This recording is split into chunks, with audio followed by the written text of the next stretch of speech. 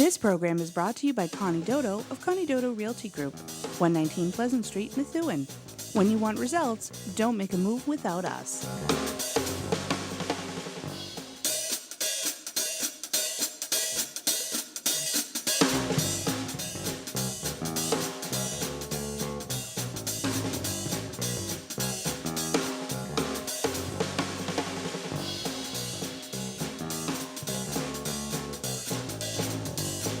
Okay. Welcome to the Doto Real Estate View.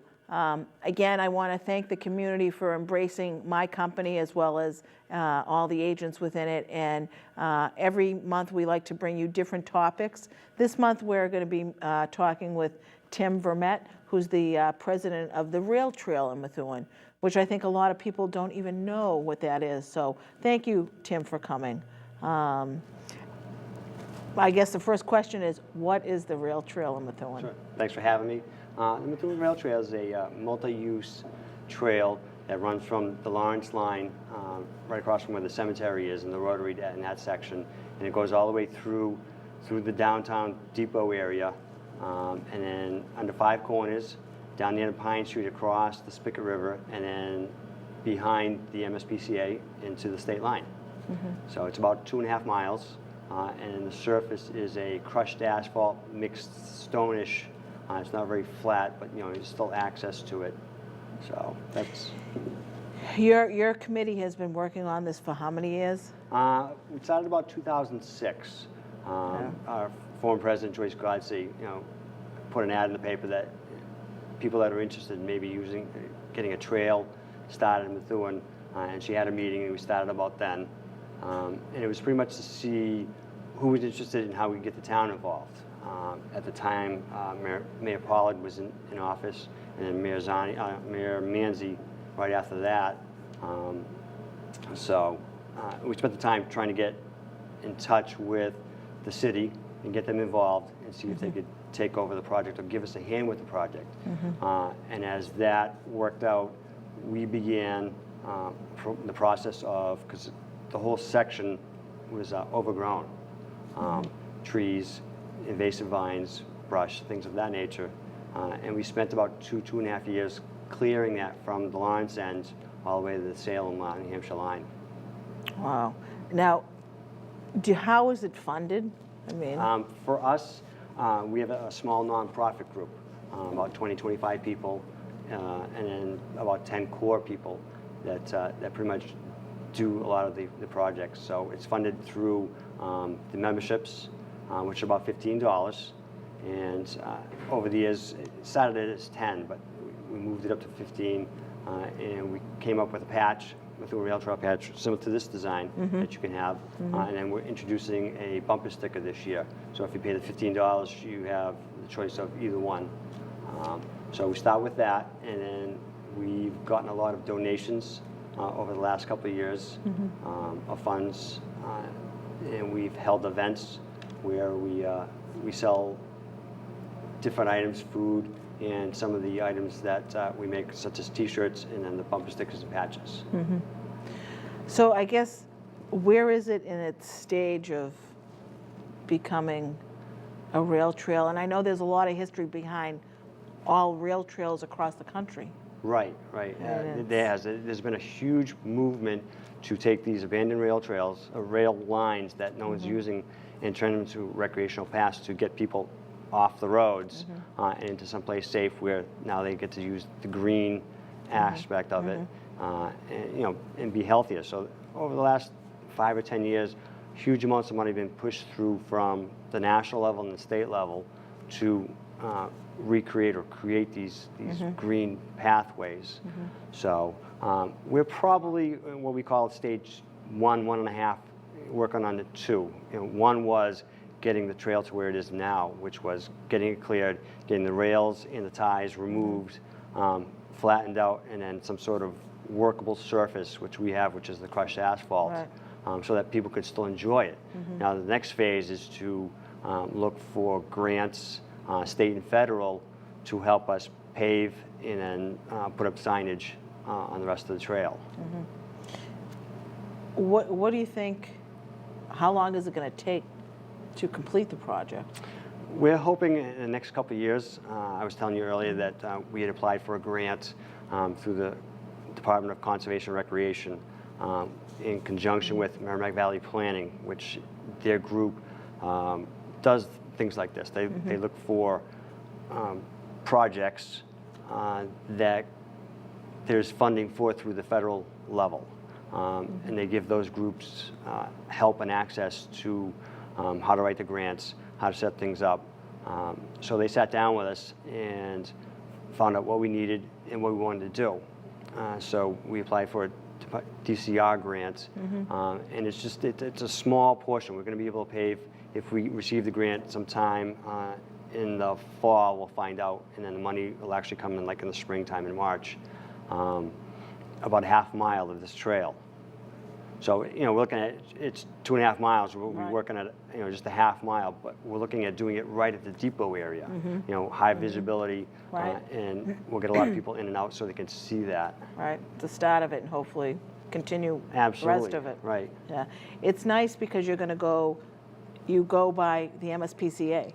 Right, right. Is a nice. And we try to, when we have projects, when we have things, events, to include them because they're right there. And our thought process is, why not include them? Why not have them take their dog handlers instead of just walking on the property in the same 100-yard loop, take them a mile down to the access road and come on back. And the same thing with the equine, the horses. Instead of just riding around the paddock that they have, now they have a mile of, they can ride down the trail. Nice and easy. How nice would that be to be able to ride on your bike and there's horses beside you? Right, How cool is that? That's very cool. Yeah, that's like, wow. It's different because you don't, I've been on the rail trails in Wyndham and further up. I've never seen any horses on them. Right, and I don't know if they were designed for it, although there's huge farmlands on both sides. There's a lot, I've never, in the times that I've been on it, so that's interesting. Like you said, utilize that rail trail with the MSPCA. So that's great. Now, you can do the same things. You can bike on it. You can bring your pets on it. Sure, yep. Rollerblade. Not right now, not Okay. at this, not with this Not surface. now, but when you do it, will Absolutely, that be yeah, allowed? when it's all done and Okay. paved, certainly, yeah. So you'll be able to do all everything that's non-motorized.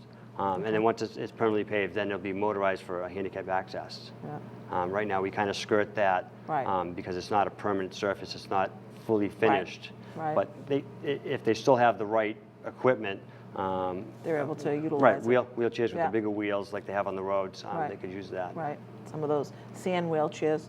Right, Things yep. they were able to get into the beach, so Sure. that's a good one. Again, funding. I know that's probably your biggest endeavor that you need to build on. How can people contribute in town? I bet a lot of people don't even know about it. And that's that's right. the sad thing, that it's like, this is a big resource, a big undertaking that you're taking on. Is the town supporting and giving funds? The town, with this administration, has been very supportive. The conservation officer, as well as Mr. Buckley, the what's his? Yeah, Bill. Bill, right? Yeah. I forget what his title is, but Yeah. very conducive to what we have in mind and Good. what we want to do. Good. And Joe is very involved with this DCR grant. So, and with anything that we have to do with the trail, he's definitely going to be involved because 90% of that runs through conservation land, Right. wetlands. So Right. for us and for them, it's good that we work together, trying to get the same goal, so that Good. we have a nice trail. Good. Now, how can the community be involved? How can they contribute? It's Excellent, and we've been trying to do that. We've had a number of events throughout Methuen, trying to get the word out and trying to get people involved. And I just did a quick list. We had our meeting last month, and just a quick recap of some of the events that we had. We did a scavenger hunt, and we involved the schools. So That's great. We did flyers for all the schools, brought them to the schools, and had them come out. So it was like 4 or 5 things, write down the answer to the questions, and then on the specific Saturday that we had, the kids could come back, hand their answers in, and then receive a prize that we had, which we had a donation from the Merrimack Valley Credit Union. Oh, nice. So, I'm sorry, Methuen Credit Union. Yep, yep. So, which we were able to buy the prizes for. So, what else? We set up tables, information tables at the football game, a couple of football games. Good idea. With mixed results. Lots of people, but they were already busy doing something else, you know. Yeah, yeah. So, we were up at the Fall Festival.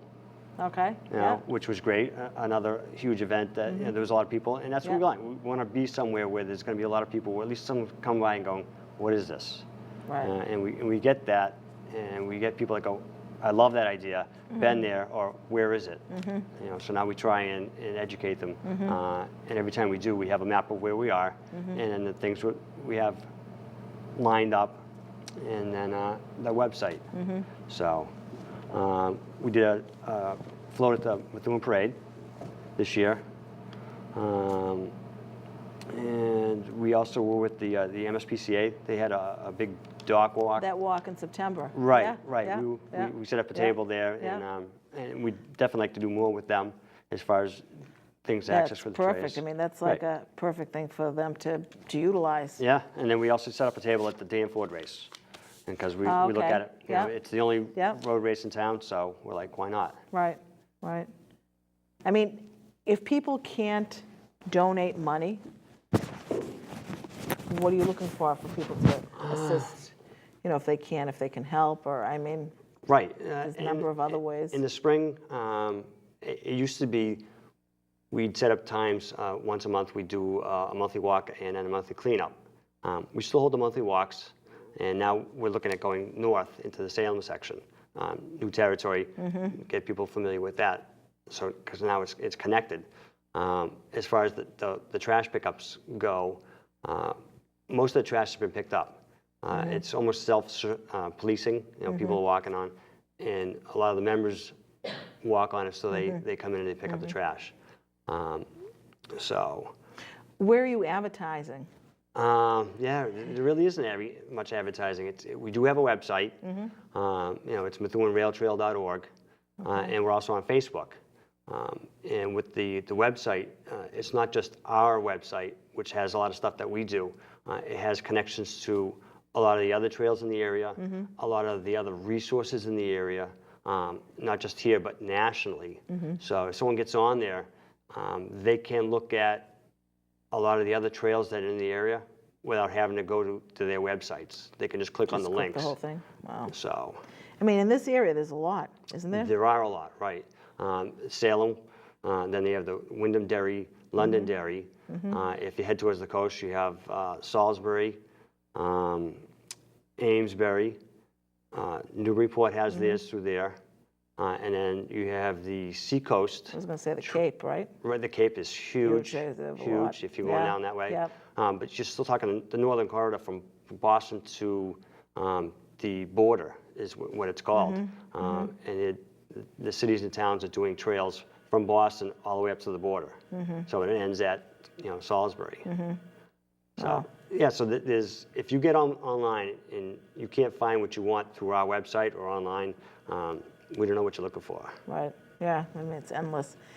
In terms of the post, the railroad on Pine Street, that's where it starts, correct? No, it doesn't start there. It says, okay, you said it starts in Lawrence. Right. But if you were in Methuen, I don't know, that's the only way I've gone into it was Right. on Pine. Pine Okay. Street's a great place, Yeah. great entrance place. You're Yeah. right. You're right there. It crosses the spigot there. There's nice Right. two small bridges. People fish there. In the summertime it's nice. Migrating birds all the time through there. And then once you get across the bridge, you're now in the Nevins Wildlife Sanctuary, Right, bird sanctuary there. so there's a lot. Yeah, so it's a great area. The other entrance point is right at the depot on Railroad Street, if you want there. Or the last place that we always say is right behind IHOP Yep, in that parking lot. Yeah. If you park right up against the trail or right on Okay. the end of the parking lot. you could access it there. In terms of the depot, a lot of history on that. Right. And we definitely, when we look at projects, want to incorporate ours with theirs. The city has a grant through the Festival of Trees to redo the roof for the The depot. depot. And part of the grant that we have from DCR that we're looking for is to redo the landscaping in front of the depot. We have plans from when, the turn of the century, when there was huge landscaping behind the depot, where that parking lot is now paved, where the VFW is. There used to be the entranceway, and it used to be a grand entranceway. You know, now it's a parking lot. So we want to move. Yeah, we want to move that now to the front and kind of do a walkway, benches, flowers, and kind of bring that in, because right now it's a lawn. You know, the union that's there has done a decent job. They have a couple of trees, that beautiful trees there, in the flagpole and the walkway that goes it. And we want to incorporate our ideas with what's there already. Now, have most people, your committee, I mean, do you have like you said there was a committee of 10? Usually about 10, right, of active, very active. Members. I mean, that's the other thing is, I mean, are you recruiting more members? We try to all the time, but it's like It's tough. It's like any group. You have a small core group of people that do, you know, the lion's share of the work, and then you have people that come in and out all the time. So, you know, it's hard when it's a volunteer group, but you know, if people look at people that are in the community, and like I said, a lot of people don't even know about. When I've said it, I said they're doing the rail trail because I have a friend that's involved, and it's like they don't even know about it. You know, people that have been in town for years. It's like, you know, to really make sure that people get it, and I'm hoping through this program people are going to hear more about it. So is there some place they can contact you if they want to volunteer, if they want to contribute dollars? Sure, yeah, there's a link on the website. And I usually have in the paper once a month, I'll advertise when we have the meeting. And it's usually at the Nevins Library, second Tuesday of every month at 7 o'clock. So, and I always put my name and phone number there and my personal email. Oh, good. So if people do want to contribute, like I said, a lot of people, like I said, the green space, we need more of it. I mean, you know, you don't have to show up, just if you got a little time or something, or you want to donate some money, by all means. We had someone lived in Methuen donated a John Deere tractor for us, lawn tractor, which was great, because before that, we were cutting the side edge by hand with a push mower. Wow. Yeah, that's a little tough. Yeah. Now, I mean, it being still, we're in winter, even though it's March, can you cross-country ski on there? Can you snowshoe? Sure, absolutely. It's some of the members do. I don't know about the snow right now. It's a little crunchy out there. But usually when the snow comes, you'll go out there, you'll see people snowshoeing. And we've been out there with the snow, and definitely cross-country skiing, Geez, that gets packed down, that's great. You go up north, you pay for that, for the trails. Yes, yeah. You know, so that's a great bonus.